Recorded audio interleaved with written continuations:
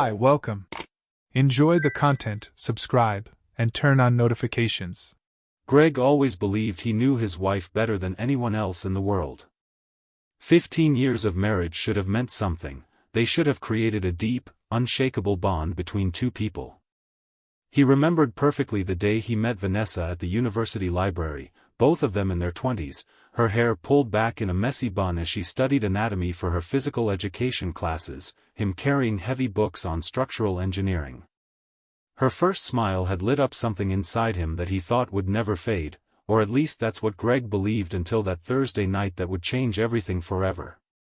Their life in Denver was exactly what Greg had always dreamed of. A two-story house in a quiet neighborhood where kids still played in the streets until dusk, two beautiful daughters who were the center of his universe, and a wife who seemed to have everything under control. Vanessa had built a solid career as a yoga instructor, first at local studios and then opening her own space 3 years ago. Greg worked for a respected civil engineering firm, handling infrastructure projects that kept the family comfortable without extravagance. Lily was 13 and in that tricky phase of adolescence, torn between the little girl who still wanted to watch cartoons with her dad and the young woman who spent hours in her room listening to melancholy songs. Sophie, at 9, was pure energy and joy, always dancing around the house and making everyone laugh with her silly jokes. But in recent weeks, something had changed. Greg couldn't pinpoint exactly what it was, he just knew something felt off. Vanessa seemed physically present but absent in every other way.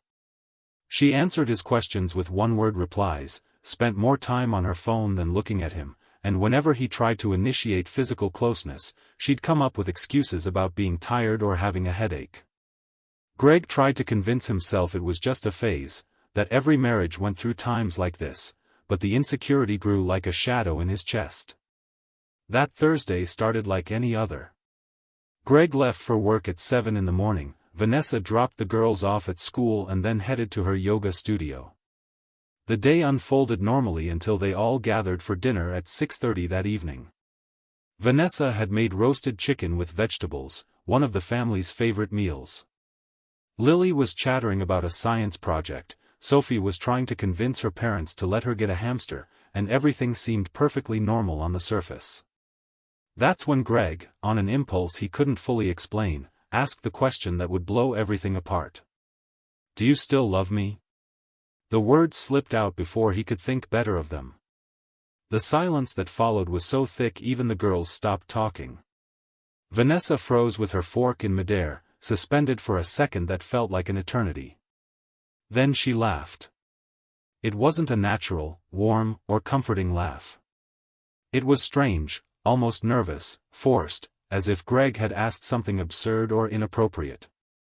"Of course I do," she finally replied, but her tone was mechanical, automatic, with no real emotion behind the words. She quickly changed the subject, asking Sophie about the hamster, but the damage was already done. Greg stayed awake all night. Lying next to Vanessa, who was either sleeping deeply or pretending to, he replayed that moment over and over in his mind. The laugh. The tone of her voice. The way she'd looked away. Every detail screamed that something was terribly wrong. He thought about all the small changes he'd noticed in recent weeks, the extra weekend trips to the studio, the text messages she hid by flipping her phone screen down whenever he entered the room, the new lingerie he'd found in her drawer, pieces she'd never worn with him.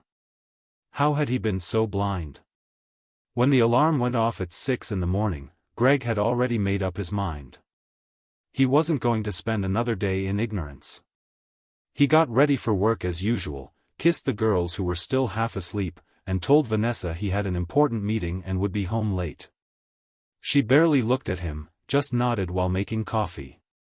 Greg left, got in the car, drove to the end of the street, and parked.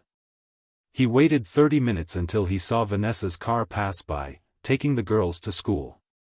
Then he turned around and went back home. He slipped in quietly through the back door, the one that led to the laundry room and that they rarely locked. The house was silent. Greg climbed the stairs slowly, each step creaking softly under his weight.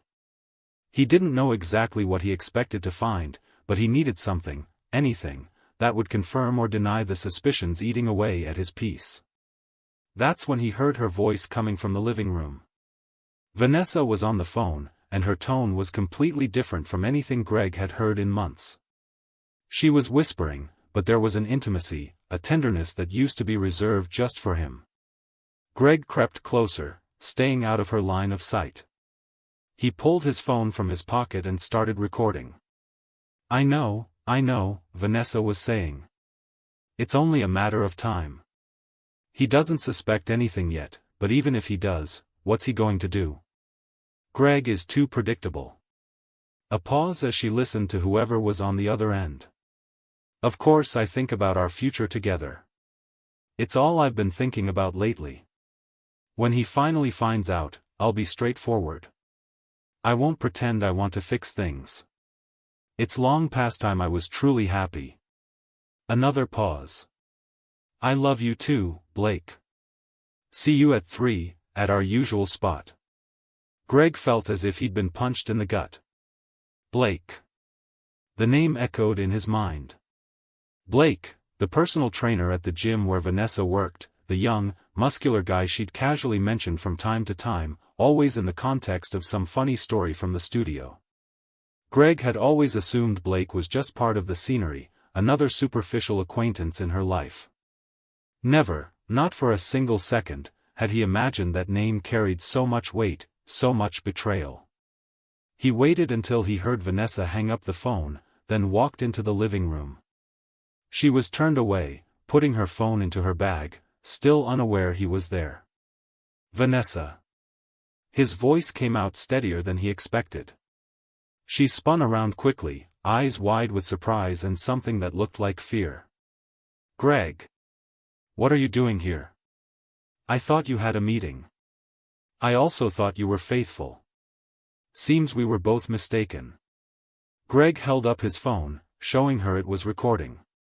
Vanessa's face cycled through a series of expressions in seconds: shock, fear, anger, and finally something that looked like defiance. You recorded me? That's an invasion of privacy. Invasion of privacy? Greg let out a bitter laugh. You're having an affair with Blake and you're talking about invasion of privacy? How long, Vanessa? How long have you been cheating on me? At first, she tried to deny it, saying he was misinterpreting things, that it was just a conversation between friends, but Greg wasn't buying any more lies. Don't insult me by being even more dishonest than you already have been. I heard every word. Our future together. He doesn't suspect anything. You love me too. Want me to repeat it back to you? His voice was rising, years of bottled-up anger finally finding an outlet. Vanessa realized there was no way out. She sat down on the couch, her shoulders slumping in defeat. 8 months, she said quietly. It started 8 months ago. 8 months. Greg quickly did the math in his head. 8 months ago was when Vanessa had insisted on redecorating the studio, when she'd started spending more weekends there, when she'd stopped wanting him to visit her at work. It all made sense now, every piece of the puzzle clicking into place with painful clarity. Why? Greg needed to know, even though he knew no answer would ever be enough. We have a family, Vanessa. 2 daughters who adore you. 15 years together. Why throw all that away? Vanessa looked at him with an expression Greg had never seen before, a mix of pity and coldness. Because I'm not happy, Greg. I haven't been happy for years. Blake makes me feel alive again. He's spontaneous, passionate, everything you're not anymore. You're predictable, Greg. Predictable and boring. Those words cut deeper than any confession of infidelity ever could. Greg felt something break inside him, not just his heart, but something fundamental about who he thought he was. He'd built his entire life around being reliable, stable, present. And now the woman he loved was saying those very qualities were what pushed her away. But then something worse happened. During the increasingly heated argument that followed, as Greg demanded details and Vanessa swung between defense and attack, she let slip something that would change everything in a way even she hadn't foreseen. "You want to know everything, Greg? Do you really want to know everything?" She was shouting now, angry tears streaming down her face. "I'm not even sure Sophie is your daughter. Have you ever thought about that?" The world stopped. Greg felt the floor literally drop out from under him. Sophie. His Sophie. The bright-eyed girl with the contagious laugh. The child who called him Daddy with so much love it melted his heart every time. "What did you say?" His voice was strangely calm now, a disturbing contrast to the chaos that had filled the room just seconds earlier. Vanessa seemed to realize she'd gone too far. "I didn't mean that. I was angry. Of course Sophie is yours." But the damage was done. Doubt had been planted, and no retraction could erase it. Greg grabbed the car keys. "We're settling this now." He called a private clinic that offered fast paternity testing. They could see them in 2 hours. Vanessa tried to argue, saying it wasn't necessary, that she'd spoken in the heat of the moment, but Greg was unmoved. "Either you come with me now, or I file for divorce today and request the test through the court. Your choice." The next 2 hours were the longest of Greg's life. They picked the girls up from school, making up an excuse about a last-minute medical appointment. In the car, Lily sensed the tension and stayed quiet, but Sophie chattered happily, completely unaware that her entire life was about to be called into question. At the clinic, the process was quick and painless, just a cheek swab from each of them. The technician explained the results would be ready in 3 to 5 business days. Greg took the girls back to school and then went to work, unable to return to that house where everything now felt like a lie. Vanessa sent dozens of messages throughout the rest of the day, alternating between pleas for forgiveness and accusations that he was being dramatic. Greg didn't reply to any of them. That night, he slept in his office, texting the girls that he had an urgent project and would be working late. The next 5 days were a hell of uncertainty. Greg returned home because he couldn't abandon the girls, but he barely spoke to Vanessa. They slept in separate rooms, he in the guest bedroom. Lily knew something was wrong but didn't ask, perhaps afraid of the answer. Sophie remained Sophie, radiant and innocent. Every time Greg looked at her, his heart broke a little more. He loved her so deeply, so completely, that the possibility she wasn't his biological daughter felt impossible to process. On the morning of the 5th day, Greg was at his office when he received the email from the clinic. The digital envelope sat there, waiting to be opened, carrying information that could either destroy or salvage what was left of his sanity. He waited until everyone left for lunch, locked the door, and opened the file with trembling hands. Probability of paternity, 0%. The words blurred on the screen. Greg read it again. And again. Sophie wasn't his biological daughter. The pain that followed was unlike anything he'd ever experienced, physical, visceral, as if someone had ripped out a vital piece of him. Greg left the office and went straight to the lawyer he'd consulted days earlier. He brought the phone recording and the DNA results. The lawyer, an experienced man named Herbert, looked at Greg with genuine compassion. "Greg," Herbert began carefully, "you've been on Sophie's birth certificate for 9 years. Legally, you're her father. A DNA test doesn't automatically change that. You have the presumption of paternity. If you want to keep your rights to Sophie, you can. And I strongly recommend that you do." Greg hadn't considered that. He'd been so consumed by the pain of biological betrayal that he hadn't realized the law might be on his side. "But she's not my blood daughter," he said, his voice breaking. "She's your daughter in every way that matters legally and emotionally," Herbert replied firmly. "You've raised her since birth. You're the only father she's ever known. Unless you voluntarily give up paternity, no court is going to take her from you without a major fight. And based on what you've told me about Vanessa, you have an excellent chance of getting primary custody." But Greg needed to know who the biological father was. The lawyer suggested genetic ancestry testing, services like 23andMe and Ancestry DNA. If you can get Vanessa's consent to test Sophie on one of those platforms, and if the biological father has also done a test there, you might find him. Lots of people discover unknown relatives exactly that way. Reluctantly, Vanessa agreed. Greg sent a DNA sample from Sophie to 3 different services. 2 months later, there was a match. A man named Vincent, 38 years old and living in Boulder, had done an ancestry test the previous year.